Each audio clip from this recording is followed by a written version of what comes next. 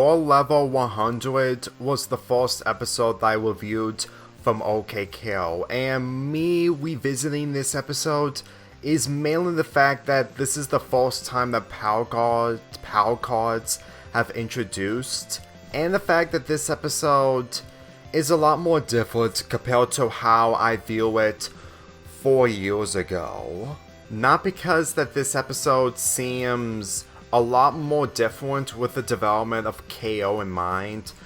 but the fact that Enid and Rad stated to themselves that levels aren't really that important, but they only allowed KO to have his moment after reaching to 0.1 level. Granted, I spoiled the ending of the episode before talking more about this episode, but when I reviewed this episode for the first time, even though that review was outdated, it was of course around the time where I didn't took this show seriously. And rewatching this episode to make my review of it 4 years ago, this episode is a lot more different than it was when I watched it for the first time. And since KO reaching to level 100 was all because of a glitch, truth be told, that's the type of writing that would have happened in a different show if it didn't had this direction of characters like KO wanting to be heroes, winning at the end of the day with everyone being a better hero than KO with more experience. I can really get the impression that KO in this episode took power cards to passion. Since the first episode, he had a collection of power cards off of many heroes, and with his quest becoming a hero, his battle against Big Daryl is completely different compared to the first battle he had with regular Daryl. And it isn't because of the fact that Big Daryl is a version of Daryl, but obviously bigger, but it's mainly the fact that KO is taking this seriously on being the hero, while in the first battle, with it being mostly part of a concussion dream that he had, which led to him being embarrassed without even hitting Daryl whatsoever. Honestly, him not training is honestly a lesson that he needs to learn, while also the fact that this is before TKO was born. So, rewatching this episode, all the while revisiting this episode, made me see that KO really wants to prove everyone that he's a hero. And with him being a celebrity when it comes to him being level 100, honestly, I state my opinions the same as him not being cocky, even though that it was never described as him being cocky whatsoever in this episode. But at the same time, he is way too ahead when it comes to being a celebrity,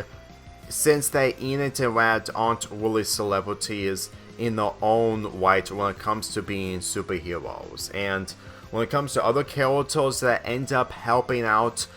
KO towards the end of the episode aren't really celebrities, this show kind of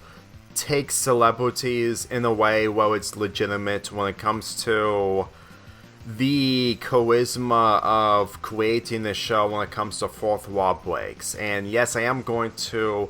discuss the Let's Watch the Pilot episodes later on in this marathon, but the way I see it, when it comes to this show breaking fourth walls here and now, they don't usually treat these characters as celebrities in show, judging of how that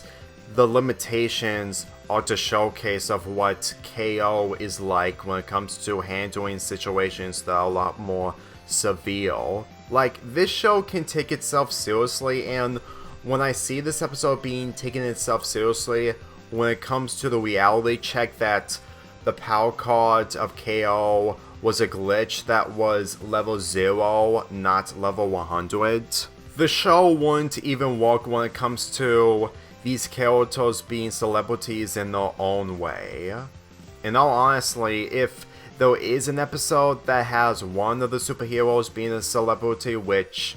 truth be told, there is when it comes to one of Enid's rivals, which I'm looking forward to talk about, I always get the impression that the world building of this show wouldn't even work, and considering that the world building in this show is small since all this is taking place in the plaza, it really makes me think that with these characters going to place whenever they get the chance, it wouldn't even compare to everything that is happening in the plaza. Since, in all honesty, this show kind of becomes shallow when it comes to focusing on one location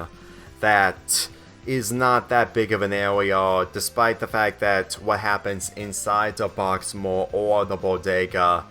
can showcase the characters' likability and the fact that they're the characters that we focused on the most.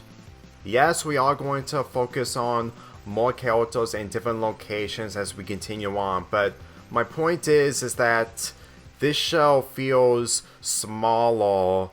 even though that it's bigger when it comes to charisma. And truthfully, this episode really made me understand the charisma of multiple characters working together in order to destroy Big Daryl, which is something that I didn't realize by reviewing this episode for the first time 4 years ago. I can say for a fact that my rating of this episode back then was mainly seeing what the show impressed me back then, and me picking out this episode as my first episode review from this show was mainly the fact that it had everyone working together. But looking back at it now, it's still good, but at the same time, it kind of makes me see of why this show is basically how everything is executed in a way, and how the characters are portrayed in a way. Well, being a celebrity isn't really the answer to everything, but not in a rich fashion way. I'm just saying, I'm really getting the impression that the development of KO as the series progresses is going to showcase of how much that he takes his job as a hero seriously once he gets into it when it comes to the reveal of TKO, which I am going to revisit,